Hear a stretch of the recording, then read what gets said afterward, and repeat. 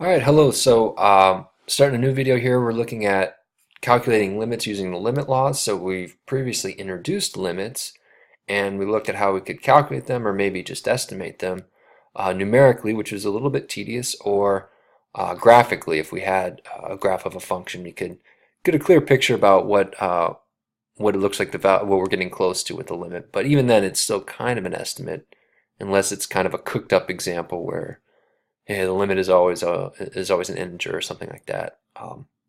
So really, still just kind of an estimation process. What we're going to do now, we're going to introduce some laws that are going to will help us to be able to calculate more limits both quickly and more accurately, and doing it in more of an algebraic manner. So that's what we're looking at here with this topic in this video. Oops. Okay, so basically what we have here is just a list of a bunch of laws that we're looking at, and the first five have to do with, these are with regard to arithmetic operations. So what do I mean? Addition, subtraction, multiplication, division, things like that. All right. So these all have names for them that I've included. But starting off, our assumption is that we've got both the limit of f of x and the limit of g of x as x approaches a exist. Both those limits exist, and c is always going to be a constant for us. So the first one says, it's called the sum law. It says that the limit of f of x plus g of x as x approaches a is the same as or equals the limit of f of x as x approaches a plus the limit of g of x as x approaches a. Some of these laws are going to seem like, yeah, duh, that's obvious. And basically things are behaving exactly in the way that we would want and expect them to. But there's a little bit going on in the background here to verify that this is true. We won't do that. We'll just say that it's true. But the point, I guess, is that things behave nicely and as expected when you're working with limits where the limit exists.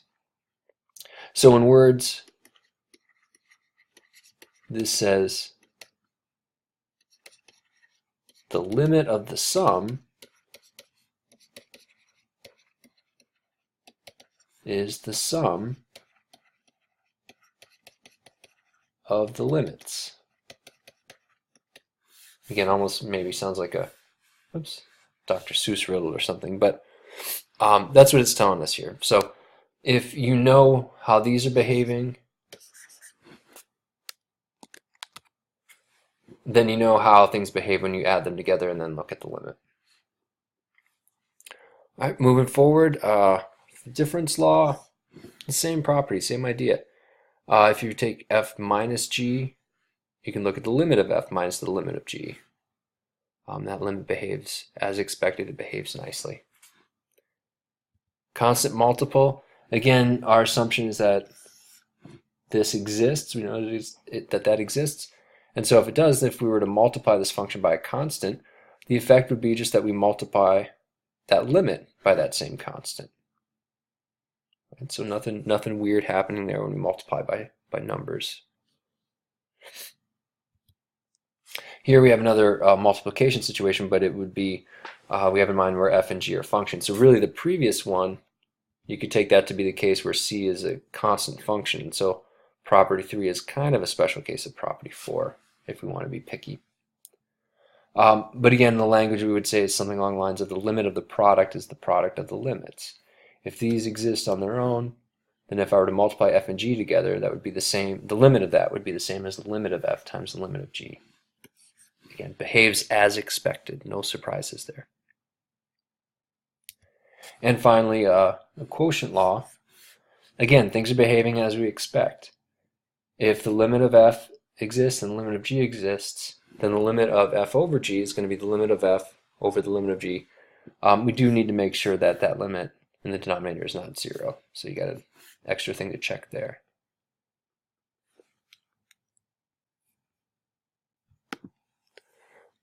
Okay, so things are behaving as expected with the arithmetic rules. Got a couple additional limit laws here, so some some constant laws, and then some laws having to do with powers or roots. The first one, again, we're assuming that the limit of f of x as x approaches a exists. If that's the case, if you look at f to some power, we're assuming n is a positive integer, so squared, cubed. And it's a little bit more general than that, but we'll keep it to this rule for now. Then that's going to be the same as the limit of that raised to the nth power.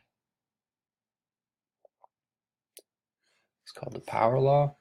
The limit of a constant is just a constant. The way you can think of that one is just think graphically. So if we had, a constant function here, or it's supposed to be a horizontal line, that was at a height c. As I approach a, well, that function value is the same everywhere, so it's going to be c. Let me clear that all out of the way now. So no real surprise there, especially if we think graphically. Maybe harder to think graphically for this first one. The limit of x as x approaches a is a. So as x gets closer and closer to a, x gets closer and closer to a. It kind of makes sense just talking your way through it, but it also makes sense if you think about the graph. And then the limit of x to the n as x approaches a is a to the n. We're again going to assume that n is a positive integer, and really this rule combined with this rule gives us that one. Right, so in some cases, some of the things we're doing are kind of results of other ones, but it's worthwhile to point them out on their own. Looking at roots, we could say the nth root, the limit of the nth root of x as x approaches a is the nth root of a. We're assuming that things are defined here. So a needs to be positive if n is even. So we don't want things like if n is 2, we can't look at something like the second root or the square root. We would say the square root of -5 or something like that. That doesn't fit the situation that we look at, that we restrict ourselves to in Calculus 1.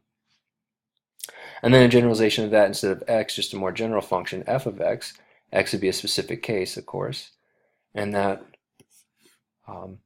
situation applies there as well. So we have the same assumption. We're assuming that what's under the root is positive if n is even.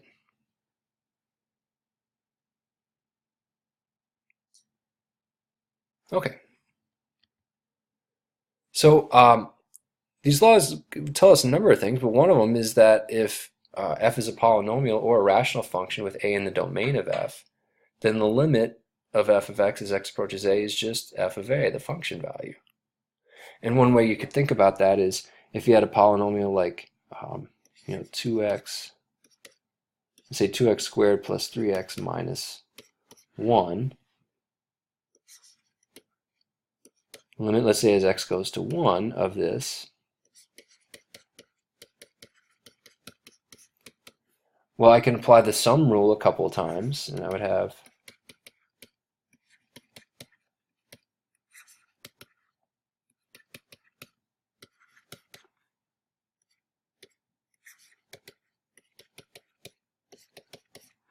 that. I'm going to maybe run out of space here, so I'm going to combine a couple rules, and I'm going to say 2 times the limit as x goes to 1 of x squared plus 3 times the limit as x goes to 1 of x, and then nothing to change here. Now this is way over the top. You never do this when you're actually working through problems, but the point is when you see it like this, it's breaking it down into the cases that we have. So I've got, the only limits I have are limit of x, limit of x, limit of a constant. That's what I have here and here. And then the rules I've got that multiple taken out. I use the sum rule, so the constant multiple rule and the sum rule. And then a power rule there. Raised to the 2, I can take that out, or take that up to this rule here. Now this is way over the top, but if we do this, we could say 2 As x approaches 1, x approaches 1. Okay, so 2 times 1 plus 3 times 1 minus 1, and the whole thing is 4.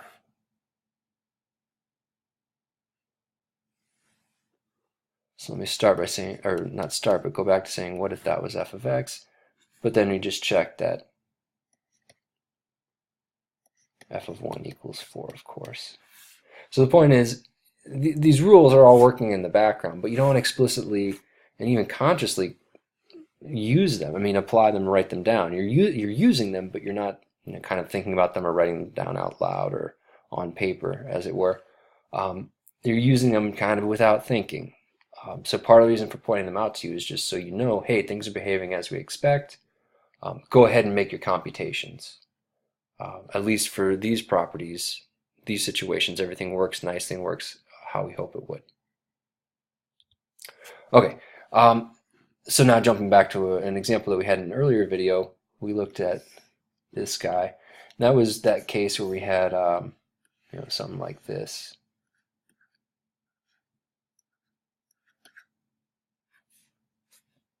We're looking at that limit, and we had a couple cases, and this was one of them.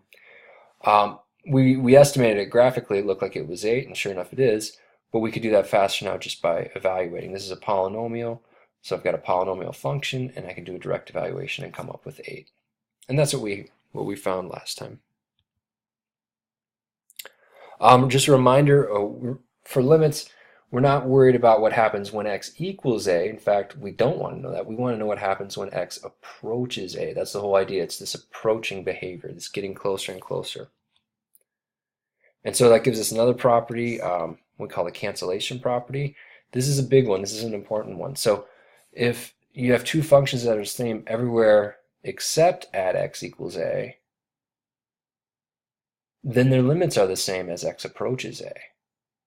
And that's really useful because what can happen is you'll be given a limit you have to compute, and if you wanted to do a direct evaluation, it doesn't exist, it doesn't work.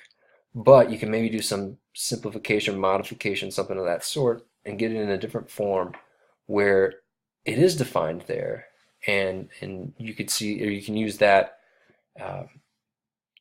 evaluate that limit, and you'll know that the limits are the same. So I'm kind of fumbling with my words here. Let me show you an example. Here was in that earlier example, one of the other cases. These two functions, well, the graphs look like this for f, and it looks like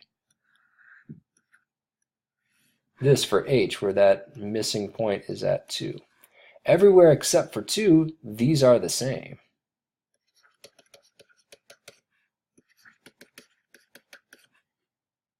And so the previous property says that their limits are going to be the same. We just showed that this was 8, and so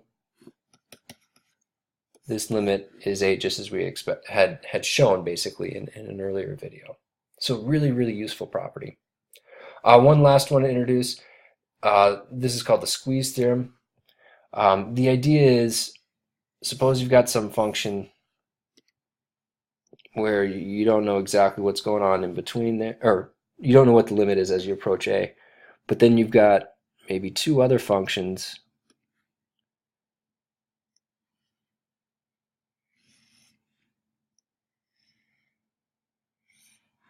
where you know what's happening with this one, you know what's happening with this one, and the green one, in terms of the colors I've used, is always in between, then the limit of that green one is going to be the same as the limit of these two if those limits coincide. It's kind of like getting sandwiched in between. It's got no place to go. A little bit more formally, we say if f of x is less than or equal to g of x less than or equal to h of x when x is near a, and the limit of f of x equals the limit of h of x as x approaches a equals the common value of L, then the limit of g of x, the one in between, also is L. So jumping back, we might have called this one g of x, f of x, h of x. It doesn't matter the labels you give them, but that would match up with this theorem here. All right, so that's a useful, really pretty powerful theorem as well. Maybe not using it quite as much as the cancellation property. That's our biggest one. All right, so we've got some limit laws to use, we've got some properties to use, and hopefully this will help you in your attempts to calculate some of these limits directly.